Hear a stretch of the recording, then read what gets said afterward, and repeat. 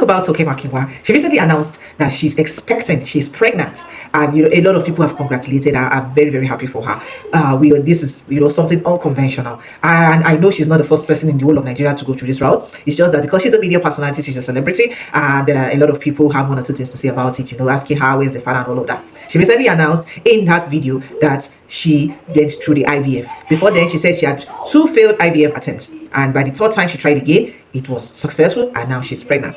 Now, that is not even the crux of the matter. The route took a lot of women, because of the kind of society we live in, a lot of women are being shamed to make decisions like that. I am glad that she's one out of a lot of others, because I also believe she's not the first person, and I know that a lot of women too. There's some women that take the bull by the horn and don't mind societal standards and say, well, this is me, this is what I want, this is a decision for me, which I totally support. A situation whereby where you feel that you cannot have kids without having to sleep with a man and all of that. In her own case, she took the bull by the horn, and that is another thing we also need to talk about, the fact that there are options now for women, a lot of options for women to explore, especially women that desire to be a mom.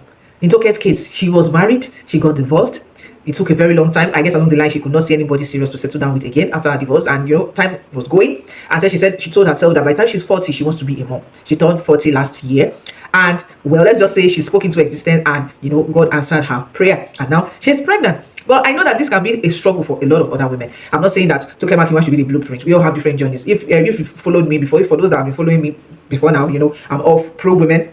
I love to support women. I love when women are winning. I love when women defy societal standards, because there's this thing they say about women, that once your biological clock is ticking, you need to take certain steps. You are not married at so age, you'll be limited to this and that. If you cannot have kids once you are 30, 35, all of that. And I'm glad there are options now. If you cannot do IVF, because IVF is 50-50, you can do surrogates. There are a lot of things you can, maybe a sperm donor and all of that. And in Toke's case, she decided to take the bull by the horn, and she said, this is what I want for myself. If you've been following Toke, you know that this is something she has been desiring all her life. This is something she wants. This is something she loves. So I want to use this opportunity to, tell women, sometimes you just have to defy societal standards. I'm not saying that you should do something illegal. In Toke's case, she even recommended the hospital she used, the clinic she used, and these are the legal ways to go about these things. It's not, even if at all you don't want to get married, there's nowhere in the Bible that says it's a sin not to get married. There's nowhere in the Bible that says you must have kids. It's just that because of the societal expectations that it is expected from a lot of us women, we place so much burden on ourselves to meet up, and sometimes life doesn't go the way we want it to go. Unfortunately, you desire something that is so age, you give yourself a target. Okay, I want to achieve this at so age, and sometimes you keep trying and it's not coming.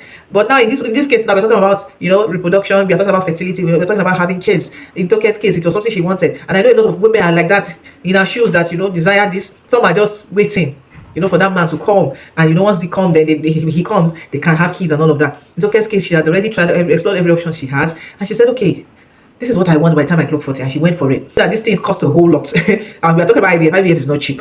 Even the surrogate is not cheap. So I know that sometimes some of women that desire this might be limited by resources and all of that. But at the end of the day, the main thing is for us to find happiness, and whatever it is that makes you happy, I feel you should just go for it. So in Toke's case, I'm just glad that she decided to not allow society define her. And like I said, I'm not saying follow her footsteps, but sometimes when you find yourself in a situation whereby you've tried everything you can, especially once you desire something and it's not coming forth, and you feel there's a legal option to a legal way to go about it, then why not? What do you guys think?